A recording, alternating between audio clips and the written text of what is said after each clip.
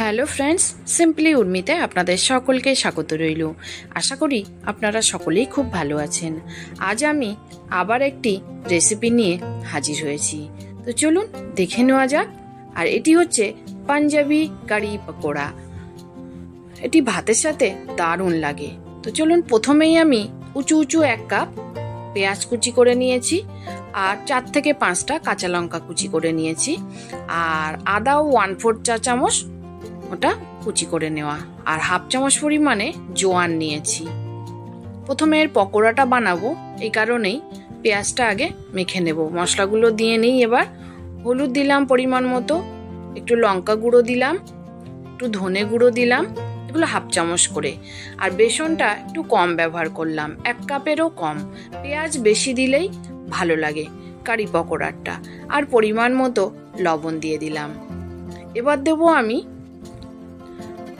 টক দই, 2 চামচ টক দই। যে দইটা আমি পেতে রেখেছি, পরিমাণটা পরে দেখাচ্ছি, সেই তার থেকে আমি 2 টিস্পুন দই নিয়ে এই যে মেখে নিচ্ছি। কিছুক্ষণ রেখে দিলেই পেঁয়াজ থেকে জল বের হয়, আর তারপরে এটা মাখা হয়ে গেছে।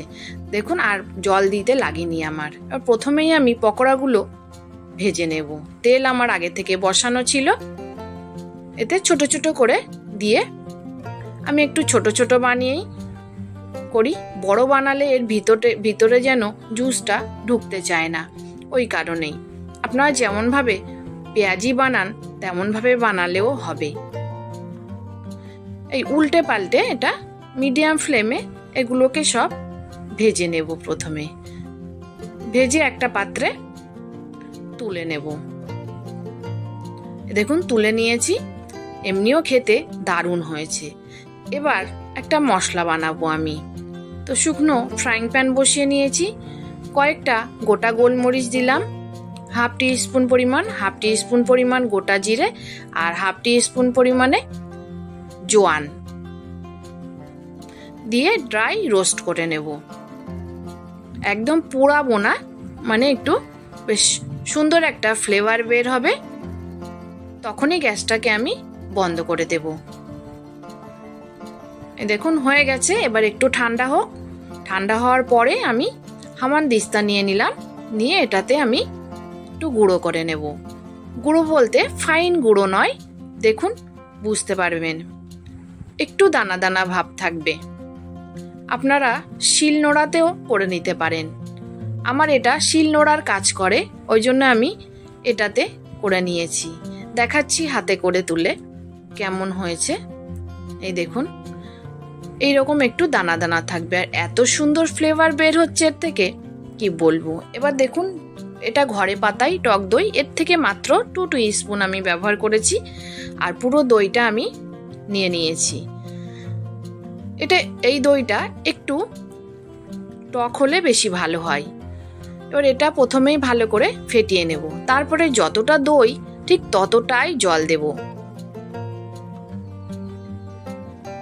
ওই জন্য ওই বাটিতেই জলের মাপটা দিয়ে নিলাম। নিয়ে এবার দিয়ে দেব 2 টেবিল স্পুন পরিমাণে ছোলার ডালের বেসন দিয়ে এবার খুব ভালো করে এটাকে মিশিয়ে নেব। একটা বিটার দিয়ে আমি ঘুরিয়ে ঘুরিয়ে যতক্ষণ না লাম্পস গুলো চলে যাবে ততক্ষণ আমি এটাকে ভালো করে বিট করে নেব। দেখুন, হয়ে গেছে। এবার রান্নাটা আমি শুরু করছি। কড়াই বসিয়ে দিয়েছি, এটা আমি সর্ষের তেলেই রান্না করব। তেলের পরিমাণটা হবে 2 টেবিল স্পুন। এবার একটা লঙ্কা আমি ফাটিয়ে দিলাম, আর একটা গোটা দিলাম। এবার ওটা ভাজা হয়ে গেছে। এবার গোটা লঙ্কাটা আমি তেল সমেত একটু তুলে রাখছি। একটা ছোট কাপ নিয়েছি, ওই কাপে একটু তেলও তুলে রাখবো। এবার দেখুন, এতে কিছু ফোড়নে ব্যবহার করব। প্রথমে দিয়ে দিচ্ছি আমি হিং। এটা সর্ষে, আমি সাদা সর্ষে ব্যবহার করেছি, আপনারা কালো সর্ষেও ব্যবহার করতে পারেন। আর দিয়ে দিয়েছি গোটা জিরে, এগুলো 1/2 টিস্পুন পরিমাণে। এবার ওটা ফোটা শুরু করলেই আমি 2টো বড় বড় পেঁয়াজ কুচিয়ে রেখেছিলাম, পেঁয়াজটা দিয়ে দিলাম। পেঁয়াজটা একটু ভেজে নিয়ে তারপরে অ্যাড করব কাঁচা লঙ্কা কুচি। এটাও 3 থেকে 4টে কাঁচা লঙ্কা হবে। এবার দিয়ে দেব হাফ টিস্পুন পরিমাণে আদা কুচি। এখানে বাটা ব্যবহার হবে না, সবকিছুই হয় গ্রেট করে দিতে পারেন নাই চপ করে দিতে পারেন। এবার দিয়ে দিচ্ছি পরিমাণ মতো লবণ। লবণ দিয়ে ভালো করে পেঁয়াজটাকে আরো ভালো করে ভেজে নেব। এবার কিছু গুঁড়ো মশলা অ্যাড করছি। 1 টিস্পুন ধনে গুঁড়ো, হাফ টিস্পুন কাশ্মীরি লাল লঙ্কা গুঁড়ো, পরিমাণ মতো হলুদ গুঁড়ো দিয়ে ভালো করে আবারও পেঁয়াজের সাথে ভেজে নেব। আর দিয়ে দেব কসুরি মেথি 1 টেবিল স্পুন পরিমাণে। এটা আমি এই মশলাতেই কষিয়ে নেব, তবে ফ্লেভারটা দারুণ আসবে। এবার সামান্য একটু জল দেব, তাহলে কষাতে সুবিধা হবে। যেহেতু কসুরি মেথিটা শুকনো, ওই কারণে এর থেকে ফ্লেভার বের হবে, ওই জন্য একটু জল দিলাম। জল দিয়ে খুব ভালো করে অল্প আঁচে কষিয়ে নিয়েছি। এর থেকে তেল ছেড়ে দিয়েছে। এবার দেখুন দই আর বেসনের ব্যাটারটা ভালো করে আবারও গুলে নিয়ে এতে দিয়ে দিলাম।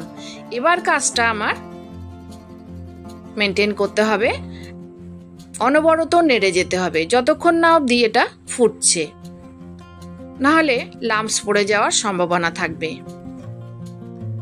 দেখুন ফুটে গেছে। এবার গ্যাসটাকে আমি লো করে দিয়েছি। এবার আমি সামান্য একটু চিনি ব্যবহার করলাম।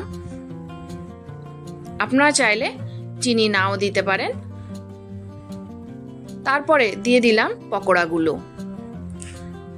পকোড়াগুলো দেওয়ার পর আবারও একবার খুব ভালো করে আমি ফুটিয়ে নেব। গ্যাসটাকে আমি হাই ফ্লেমে করে দিয়েছি।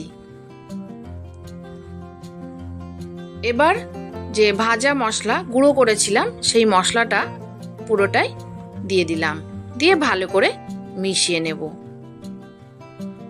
এত সুন্দর ফ্লেভার আসছে কি বলবো। এবার এটা রেডি হয়ে গেছে। আমি গ্যাসটাকে বন্ধ করে দিলাম।